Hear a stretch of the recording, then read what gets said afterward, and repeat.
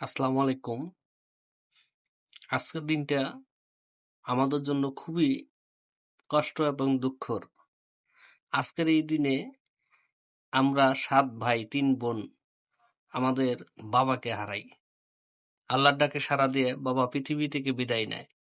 আজকের এই দিনে আমার বাবা মসজিদে নামাজ পড়ে আসার সময় আমাদের বাড়ির একটু সামনেই রাস্তা হাইওয়ে রংপুর কুড়িগ্রাম হাইওয়ে রোডে মোটরসাইকেলের সঙ্গে ধাক্কা লেগে পড়ে যায়। এরপরে হাসপাতালে নিয়ে যাওয়া হয়। হাসপাতালে ডাক্তার তাকে মৃত ঘোষণা করে। আসলে দুঃখজনক ব্যাপার হলো যে ওই সময়টা আমি গ্রামে ছিলাম না। আমি একটা কোম্পানিতে নতুন চাকরি করি। খবরটা শোনার পরে মনে হয় যে আমার আসমান ভেঙে পড়ছিল আমার ওই সময়।